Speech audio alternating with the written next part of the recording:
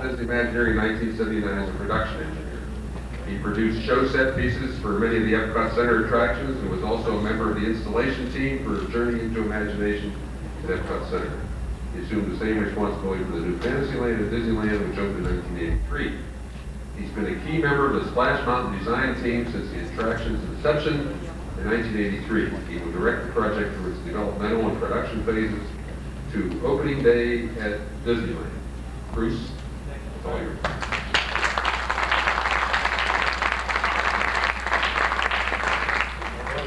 I hope. Some of the less fortunate of you guys saw this same exact show a few weeks ago at the local Fantasy Fan Club in the LA chapter.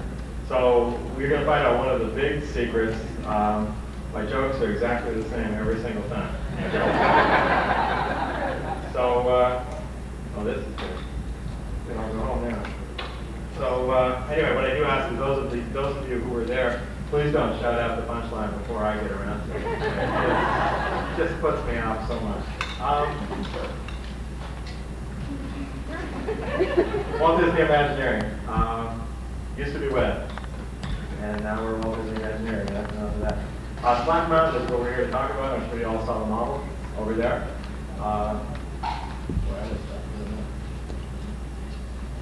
Splash is the next major attraction for Disneyland. It opens November 23rd, 1988, which is next year. As I spend a great deal of my time reminding the people who are working on it that 88 is next year. So as a matter of fact, we stopped saying 1988. We started saying it opens next year, and people's eyebrows go up. Splash Mountain goes in bear country at Disneyland, the long neglected side of the park. Most of the activity of late has been in Tomorrowland. And we're going to drag everybody now over the other side of the park. There was some concern that the whole park would start to shift and sink. All the queue lines from EO and Star Tours and all that good stuff over there. So we moved us over to Bear Country. We put this big magenta blob on the map to try and sell the project to management so they think the attraction was a lot bigger than it is. It really is just that little section down at the bottom. But even at that, it is still the biggest attraction at Disneyland. In terms of square footage, in terms of length, it's one of the biggest things we've ever done. We had this excitement last time. We promised it wouldn't happen this time. This is a picture. Oh, slide lady. Oh, slide lady. Oh, Nancy here. Nancy here will explain to you that the problem is my slides and not her projector. But she has the official eyeglasses to push the slides. And it's exciting because they reveal. It's a dramatic trick we developed over the weekend. Yes, it's the last one. Good Lord. This is Splash. This is what it looks like walking into Bear Country. Where you're standing in this view, where you're standing in this view is impossible, actually, but where you would be, where we're telling you would be, is in front of the Haunted Mansion. Walking along the walkway in front of the mansion, the Rivers of America is off to your right, the Mark Twain sailing by, and Splash is to your left. The actual location is where Rufus the Bear used to be snoring. As you walked into Bear Country, there'd be the cave up there with the mailbox, and that was the snoring bear, and that is exactly where Splash Mountain sits. So that's what it'd be. Splash Mountain is a log flume ride, okay, just like the one in Knott's Berry Farm. And you sit inside a hollowed out log, and travel around the track and up the lifts and down the big hills. Log flumes are one of the most popular of all amusement park attractions. They turn into sort of a family thrill ride. They've got enough of a thrill for the kids, but they're not so terrifying that the adults won't go on. So they're a real good theme park ride. And they're one of the key things that we don't have, and it is the most often requested survey when they stop you guys at the exit with those real tasteless surveys they do, and ask what would you like to see at Disneyland. The number one response is a log ride or a water thrill ride. So we've been after getting one of these in for a long, long time. We decided if we were going to do one, it had to be the biggest one in the world, and it had to be the best one in the world. So we set out to lay out a ride that would be the longest ride, have the most drops of any ride, and for its big finale at the end, have the tallest drop that had ever been built. So with that in mind, we set out and laid out Splash Mountain. And we did all of that stuff. It's got 5 drops, and it is the longest one that's ever been built, and that drop at the end, as far as we know, is the tallest one ever built, but we'll get to that in a bit. This is the entrance. You're sort of hovering over Country Bear Jamboree right now, looking down at the thing. Walking in through there, and then you loop around through the entry building, which you see on the model, and then down into the inside of the mountain, and you board your boats down inside the caves. This is Fowler's Harbor, or this was Fowler's Harbor. If you've ridden the Mark Twain lately or walked over there, you'll notice it's gone. Fowler's Harbor also becomes part of this project. It'll come back as a restaurant. So that area, which you could never go down before with the Columbia Parks, now becomes a guest-accessible area. And there's a walkway through there in front of Fowler's Harbor that'll take you out onto that little peninsula and then walk you along the shore of the river, which will be real nice. And then this will be a takeout, popcorn, shrimp, and that kind of stuff. Nautical-type takeout foods, where Fowler's Harbor was. And as a matter of fact, we're getting the same guy who designed the original Fowler's Harbor to design the exterior of the restaurant. So there'll be continuity through the years. This is John Stone. Some of you who got up too early saw John setting up the model this morning. He's project designer on this thing. He is generally chained to the model up in Glendale, working frantically to try and get this thing done. There's just so much to get taken care of. But John is responsible for the aesthetic elements of the project. And project director is Tony Baxter, the tall guy in the back. Tony was responsible for Big Thunder and Journey to Imagination at Epcot Center, and the new Fantasyland project, and Star Tours, and the Pirate Bridge that they just put in front of Pirates of the Caribbean. That magnificent bridge was also Tony's idea. And Tony is currently the chief designer for Euro Disneyland. He's in charge of all design for the Paris Disneyland. This ride was Tony's idea. He was sitting in a traffic jam on the Santa Ana Freeway, driving up, and walked in that morning and said several things. One of the things that came out was this. Let's do this. Enough said. What makes Disneyland special is that we take and put a mythology around our rides. The sunrise. We put a mythology around our attractions. Okay, Pirates obviously has pirates, and Haunted Mansion has ghosts. Deep Space Mountain becomes more than just a roller coaster because it's even got a mythology of outer space. Mythology becomes very important when we talk about Star Tours. I mean, we brought in pretty controversial and very important mythology, introducing all the George Lucas characters into the. They want you to turn the lights out, Al.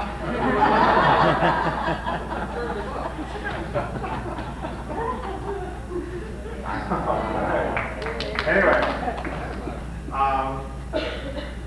mythologies are what make Disneyland attractions special. When you go to Magic Mountain, it's just an iron ride. You ride a roller coaster, and it's a fun roller coaster, but it's still just a roller coaster. Disneyland tries to take it one step further and make it a real ride from the real world and a real mythology.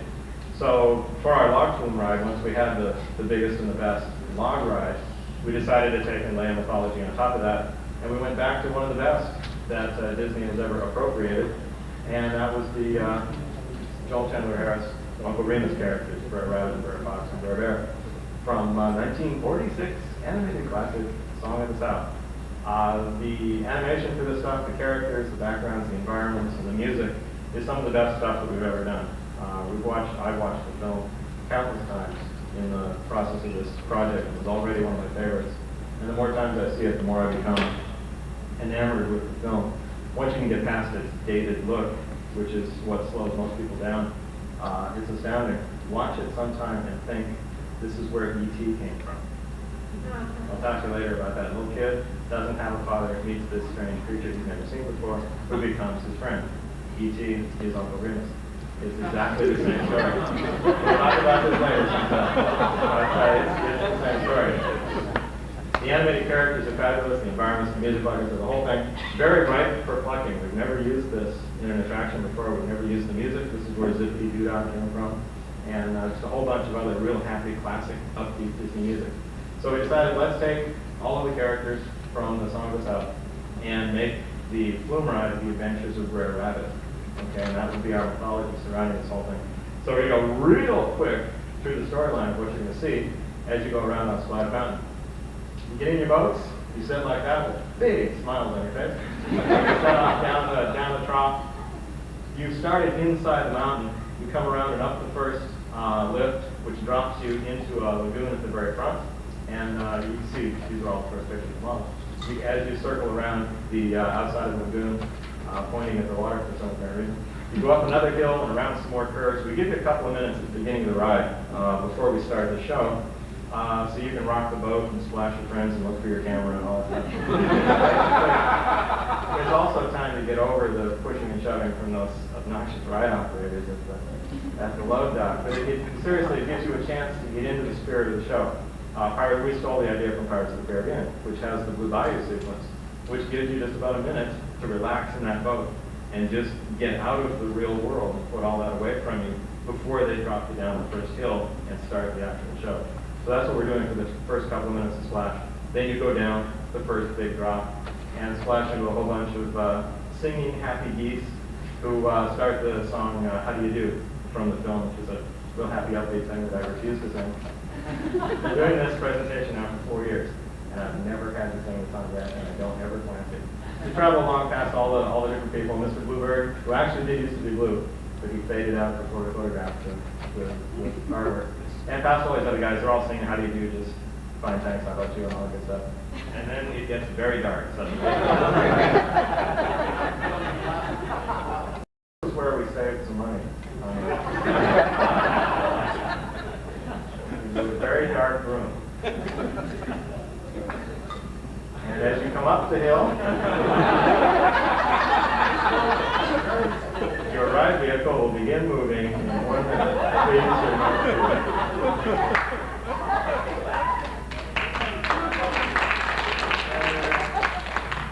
Anyway, we go past all the happy characters, Brer Frog sleeping on the back of the alligator. You're going to see a picture of him in real life, the alligator later on. It's pretty amazing.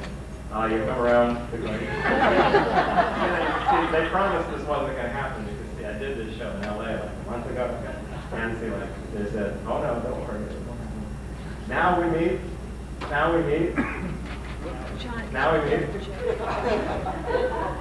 We meet the bad guys in our show.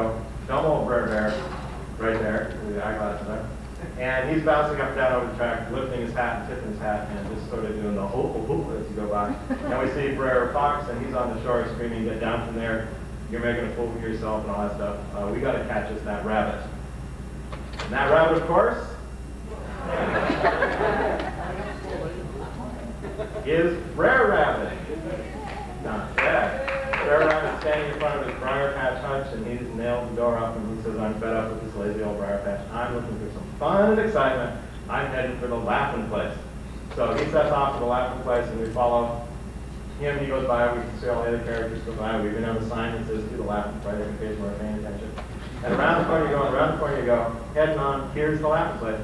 As we go by, you see Brer Bear. Well, you see his rear end sticking out of the bushes, okay?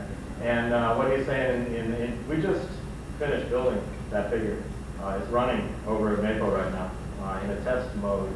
They just got the tail flip going, and it's certainly the most tasteful thing. It's about this high, that high, and it just kind of it's screwing around with itself, but it's fabulous. It's really it's hysterical. And we're all going to be fired in this office. You come around the corner, what you hear is your Brer Bear saying, "I don't see no laughing, but ain't nothing in here but bees." Okay, as you come around the corner, you start to hear the sound of the buzzing bees, and it gets louder and louder as the bees start buzzing. And you plunge down the first hill. Now see, this one will work because you plunge down into darkness, okay? Anyway, you plunge down this hill in the dark. All you hear is the sound of bees. Ahead of you, you start to see the swarms of bees buzzing around. When you get to the bottom of this hill, this is a real strange one. You go back up the other side. It's a U-shaped thing that actually goes down, which you're used to doing in a boat, because you do it on Pirates all the time and all the other rides. But then actually you go back up the other side. The momentum of going down carries you up the other side. And it's totally disorienting. We built this piece of track and tested it out a couple of years ago. And it's an amazing sensation to ride this thing and hit the bottom, and then suddenly the boat lurches and it's going back up the hill in the dark. Very fun. So that brings you now, once you make it through these, you wind up in the laughing place. And there's old Brer Bear. He's fallen down the hill with you. Now he's got the beehive stuck in his head, and he's thrashing and kicking like that, and waving his arms. He's amazing too. And Brer Bear, of course, is laughing in hysterics because he's found his laughing place. The bear is something new in animated figures that we've tried. He's mounted on truck shock absorbers. Okay, there's 3 truck shock absorbers right there. And everything else on him is giant springs. So what we do is just fire the shock absorbers at random, and the thing just throws itself around. It's phenomenal. The arms flail and the feet kick and the head snaps. It's really something to watch. We don't know how long it's going to last before it destroys itself. It's been running at one of our buildings for the past few months, trying to get it going. But it's pretty amazing. One of the things that, in all seriousness, since you guys are all pros too, that really concerns us is we started getting into animation. You can see it all over New Fantasyland, which is the nadir of our animation art, of figures that do that.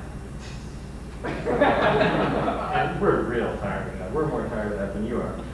You go see World of Motion and all that, we've got the guy up on the tree. He does that. I mean, come on. You're expected to pay for that? Anyway, so we tried to come up with a bunch of new ways to just go nuts with these things. So this guy, I mean, we overcompensated like crazy. And they fly all over the place. So anyway, he should be fun.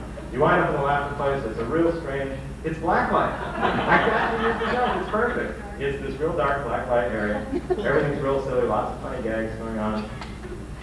Funny gags. I can't think of any of them right now. It doesn't really matter because none of the stuff in this slide is in the show. But anyway, you go through all these other happy laughing critters. We can just skip the next one. No, too late now. I've committed it. Yeah, no, I gotta go.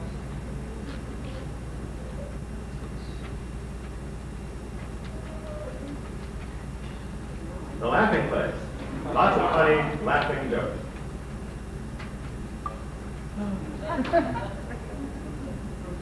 Looks good. Everybody's having fun at the laughing place, except our hero, Brer Rabbit. He's got himself trapped in the honey. Old Brer Fox has dumped the honey on top of him, and we've captured him. This, of course, used to be the tar baby, but we don't have to remember why the tar baby's not in the show anymore. So we did actually find an Uncle Remus story where the rabbit did get trapped in a big vat of honey, so it's somewhat legit. That is part of the mythology. But anyway, Fox is caught, the Fox is screaming, I got you, yes sir, I got you, I finally got you, and the rabbit's screaming, turn me loose, turn me loose. One of the other things we're trying to do in the show is if you've got 2 Pirates of the Caribbean, you'll hear there's one pirate up there that screams, we want the redhead. He screams, we want the redhead every 5 seconds for the past 20 years. And I've always thought, yeah, you know, okay line, but it's not that good. Maybe they could have written 3 or 4 lines that were just as good as that, and had him say 3 or 4 different things, so you didn't always hear him say exactly the same thing. So what we're going to try and do is record several minutes of dialogue for each of these characters. So when you go on the ride more than one time, you don't always hear exactly the same thing. Each of the characters will say something different each time you go by. Right. So anyway, but I think that's an important step. I think that's going to be neat to not see exactly the same thing. There'll be a different gag each time you go by. So anyway, the fox is dragging the rabbit away, and now we've rumbled down another little hill, and we find ourselves in the underground rabbit burrows. And there's Mama Rabbit and all the baby rabbits and Mama Possum, and they're singing a real sad lament about how Brer Rabbit's been captured, but they know he's coming home and all this good stuff. Boy, you're getting fast. I like it. We come on the bottom and we get the evil, swampy lair of Brer Fox. And this is a real evil, nasty area. This is the foot of Chicken Hill, the tree stump that's sticking out of the mountain. And this is usually where I stop because by this time, everybody's figured out that they've seen these figures someplace else. I mean, they're going like that. And even the people standing out at the construction fence, you can stand there, we've got the picture, and looking at the showboat and they go, those are the figures from America Sings. And yes, indeed, these are the figures from America Sings. We're finally going to shut that thing down. Please, hold your applause.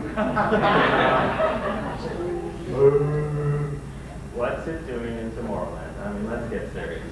Come on, country hoedown is future. It doesn't work. Okay, it's in Tomorrowland because it fit around building. That's his criteria. So anyway, what we're doing is taking all of the problem with the show is A, it stinks. B, it's been there too long. Okay, it's been there now for what, 13 years? Carousel of Progress was there for 6. American Sing's been there for 13. No, something wrong. So, but the thing that is good about it is it's the best animated figures this company ever did. They're fabulous, and that animation in there is incredible. The alligator that walks up the stairs in American Sing is a lot better than Franklin that walks up the stairs in American Adventure. Good stuff, excellent figures, some best stuff we've ever done. So we wanted to save those figures. We wanted to get rid of the show. So that's what Tony's idea was. Let's yank those figures out, drag them across the park at midnight when nobody's looking at them.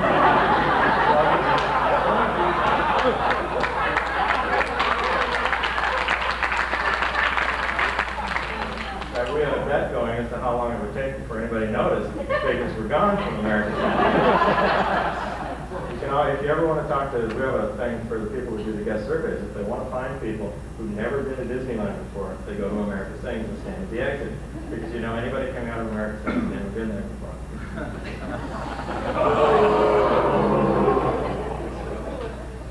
I actually do like the show. When I got my very first video camera, I took it down there, and that was the first thing I videotaped was American Sing. And I left the tape on the roof of a friend's car, which you should never do because it just flies right off. That was in the days when we got stopped by security 3 steps into the park and had to go to City Hall and fill out a thing, okaying our camera. And we taped American Sings and then walked over to Pirates. And before we got to Pirates, we were stopped again by security. We said, "What are you doing with that camera? I saw you in American Sing." So that was a real strange experience. One of my few run-ins with Disneyland security. That and when we stood underneath the firework launching thing to watch the fireworks go up. I didn't think that was a smart idea at all. And the fire guy that was hauling us away was parked in his truck yelling at us just as one of the things came down and hit the street, the driveway about 20 feet behind him. He didn't see that. But it just came down and exploded right behind him. It was perfect. We didn't kill him.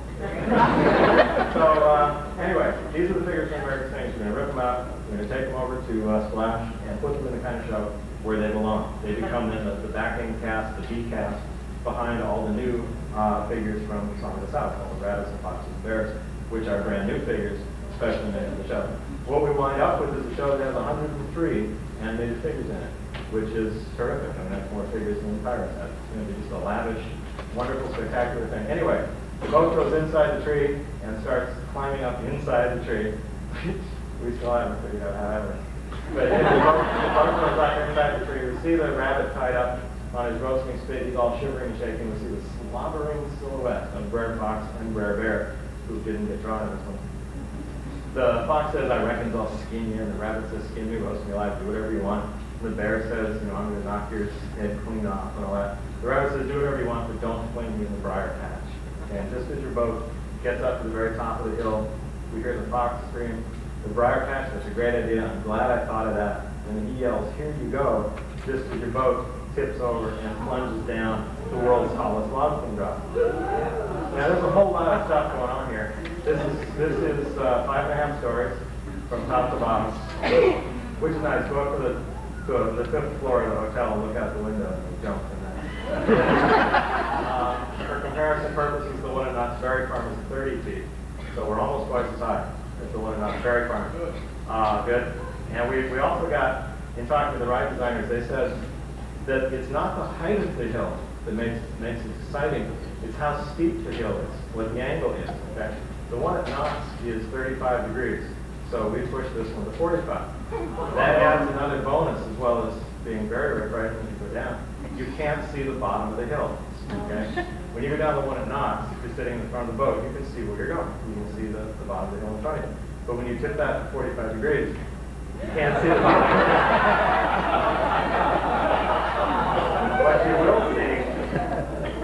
will see are all those brown squiggles, which are the briars. which are these thorny, spiky things sticking out at your face as you're plunging down this thing. And you'll see that water in the lagoon at the bottom of the hill. What you won't see is the fact that there's a hole in the middle of all those briars that you go right through the center of. So you'll be coming down this hill, ducking your head to keep from getting decapitated, and bracing your feet to the bottom of the hill, which isn't there. And you keep right on going another 15 feet into an underground cavern that runs all the way up to the rivers of America, which you can take a look at on the model when we're done. Pretty amazing. There's some other fun stuff going on. Here's the happy people coming out the top of the thing. Plunging full up. Hitting the bottom, we have several things going on. If you watched Big Thunder, as the train goes through at the end, as it goes past the dinosaur bone and splashes through the water, the train never actually touches the water. Okay, the train breaks a series of electric eyes, which cause spurts of water to come out to give the illusion the train's going through. The Matterhorn really does hit the water and rusts and gets the sensors wet. And it's just a nightmare to maintain that thing down there. So that's why they went with Big Thunder to the splash jets to go by. So we're going to rip off that idea and put the sensors here and a whole bunch of splash jets around the perimeter of the hole you go through. So that the boat comes by, it'll trip that sensor and create a giant splash of water, just as if the boat had actually hit the water in the bottom of that lagoon. So if you're standing out on the walkway, watching this scene, you'll see this boatloads of screaming people come down the hill, and as they hit where the bottom was in, there's a big splash of water. Then we throw a bunch of bubble machines out in the water along the edge to go as the boat would be going by at a really sun. At one point, we had a thing that released Mickey Mouse balloons at the bottom of the water. So anyway, let's see. It should be a fun deal for the people on the ride and the people watching in the front to watch the boats disappear. And from where you are on the walkway, you cannot see where the boat goes because it doesn't surface again until way out in the river. So you look through all that stuff, and we want you to think that that's the end of the ride. You guys are getting too smart. We cut this from the show. I leave the slide in here, though, because this is interesting. Now, the people that saw this before don't answer the question. Maybe we got a big group, and you guys are pros, so you can tell me in 5 seconds what's the fastest ride at Disneyland. Perfect. That's one of the only people who ever got that one. Okay. Now, monorail is the fastest ride at Disneyland. It's based on the second fastest. Other than the monorail, this will be the fastest point you're ever going at Disneyland. It is close to 40 miles an hour in this little tiny boat. In the dark, under the walkway. Racing right through there. What's good about this, though, is that it's not torturous like a roller coaster. You're not being slammed around in jerks and have your neck broken. It's just a perfect straight line of smooth as glass. So it's just a real exhilarating sensation. It's not like a roller coaster. It's wonderful stuff, and you all have to go on it. So anyway, once we figure that out, that we have a tunnel that's 100 and some feet long, and you'll be in that tunnel less than 2 seconds, we began to realize that putting all this happy stuff in there was just a waste of money. So it's too dark as you go through that tunnel, which is actually better. But we want you to think that's the end of the ride. At the bottom of the hill, you've gone out this spectacular thing. You guys have been on enough rides to start to figure out, yeah, this is the end of the ride. And you know if you're coming around the corner, you're coming back into the unload area. So we want to fool you again, and as you come back in, you come around the corner, and what lays ahead of you is the biggest scene in the entire ride. The actual finale of the attraction, which is our terrific showboat scene. These are all the critters now celebrating the fact that Brer Rabbit has escaped from the box by being flung into the fire pit. And this is where the song Zippity Doo Dah finally comes in. And that whole showboat is loaded with 21, I guess, animated figures, all singing and dancing up there. And the whole showboat, which is 50 feet wide, rocks back and forth. It's as big as the pirate ship in Pirates of the Caribbean. And the whole thing is going like this. It's amazing. And even more amazing, the guy who's building that showboat is Bob Gurr, who was the original engineer on the monorail and the Autopia cars way back when. One of the very, very original Disneyland guys. He no longer works for Disney. They drive you crazy after a certain number of years. But he is doing the actual design on it. So that's going to be neat to get something back in with Bob Gurr. Design. So it's spectacular, fabulous scenes that you should us playing all the characters, singing happy songs that Brer Rabbit escaped. You see sunset, it's autumn, it's the finale, it's the end of the show. Every clue we can give you. You see Brer Rabbit or Brer Fox being chased by the alligator. We did add Brer Bear to kind of keep the name here, but he's there also. We also see Brer Rabbit. We see Brer Rabbit back in front of his briar hutch, and he says, "Home sweet home, I never leave my my briar patch again. And happy, happy, happy. So that's basically that. There's a couple more slides in here. Yeah, more pictures of them all. I put these in so I don't have them all. There's the actual alligator. He's fabulous. He's just magnificent. When you see him in real life, that rare rabbit is sleeping on top of, hanging from the tree, being sculpted by a guy named Joe Cubba. If you get some of the old Pirates of the Caribbean books, he's in there as a kid, and Peter Kermode, who is sculpting the bear with the beehive on his head, is also in there as a very young, clean-shaven man. It's hysterical. We should keep pulling it out now. Just a charming guy. But anyway, they're great. Fabulous figures. Wonderful stuff. And also Procopio sculpting the snickering Brer Rabbit. And this Brer Fox with no teeth. And lots of good stuff. And a very feminine Brer Rabbit. We're going to take care of that. Very embarrassing. I was taking it flat out. And Bear Country, desecrated. This is actually taking down the Bear Country sign, which was a very emotional moment for all of us. And I always put this slide in because this is the other reason that we built Splash Mountain. One reason was to get rid of our hidden agendas for building Splash Mountain. To get rid of America Sings and to get rid of the restroom building in Bear Country. The one dominant structure in the entire land, the number one focal point of Bear Country is a toilet. Okay? Guests walk in and they go, wow, this is great, what is it? And they walk in, and that's what that is. The dead center of it, the dominant theming of it, is a bunch of silver pay telephones, 8 feet wide, old bank of chrome telephones. No, not right. And my favorite thing is that then they decided, outside a bathroom in front of the payphone, let's put a stage here. Okay? So all the entertainment in Bear Country performs right in front of the payphones at the exit to the men's room. What we always got, my favorite, is these guys walking out of the men's room, realizing they're on stage. Back to that. He said, no, no, no, no, no. And set up a grandstand and brought in a bulldozer and just took that whole building out. That was the first thing to go in case they canceled the project. At least so currently today, the world's biggest hole in the ground is sitting where that attraction was. If you remember, if some of the old timers remember when Pirates of the Caribbean was built long, long, long ago, the first thing they did around about 64, 63, they dug a great big hole in the ground, threw some steel in it, and left. They went off to New York World's Fair, built all those shows. That hole in the ground sat there for 3 or 4 years, and they came back and built it and opened it, and it's the best ride we've ever done.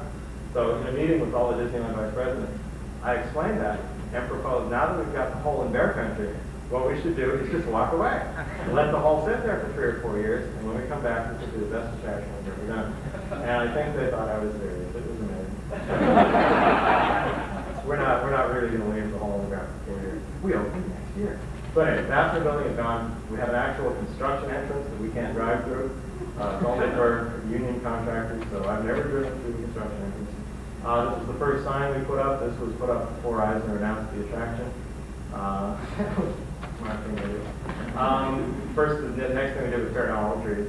We did not decapitate all the trees. Any tree that was a particularly good specimen, a rare tree, hard to find tree, or anything unique, we did save it.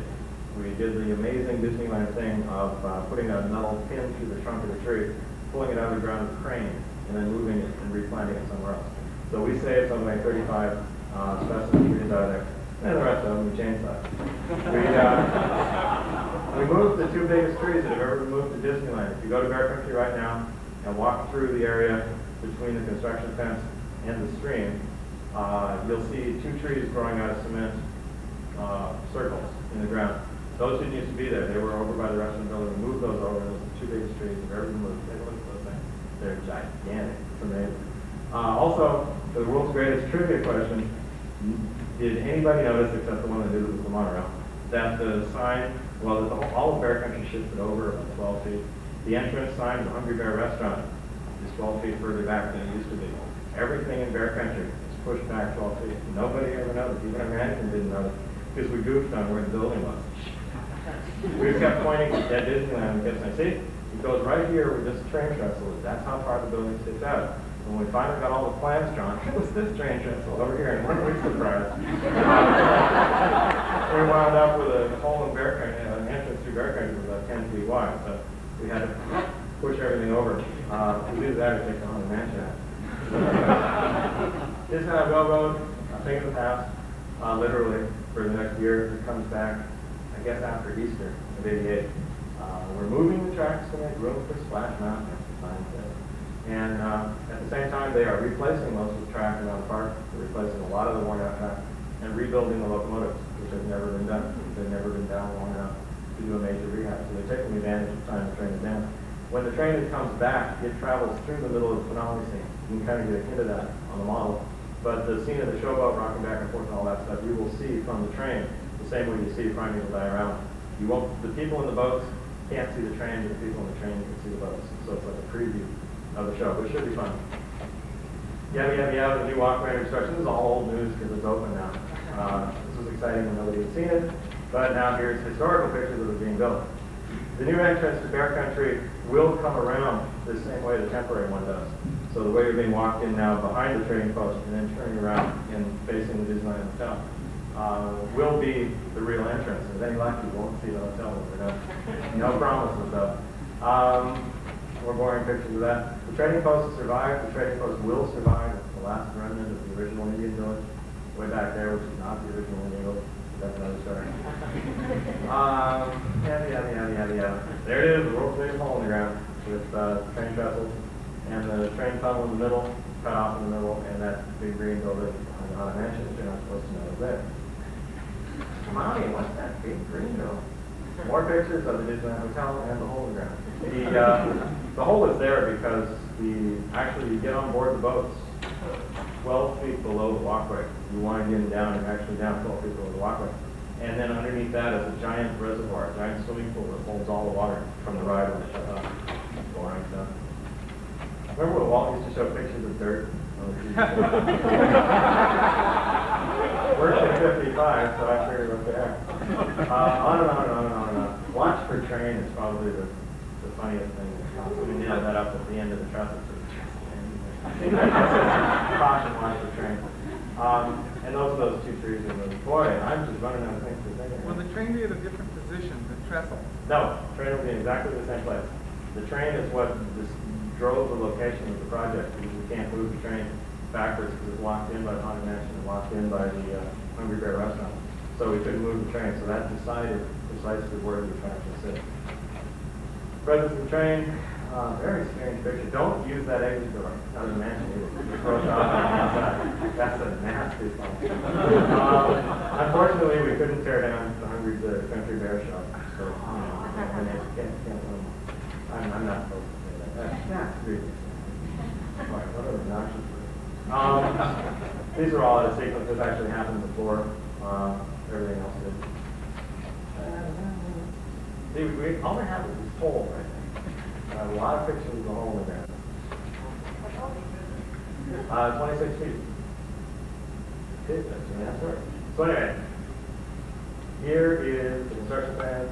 You can tell we're getting working at everything. I think that's the last picture on the whole deal. And that's November 23rd, 1988. And thank you.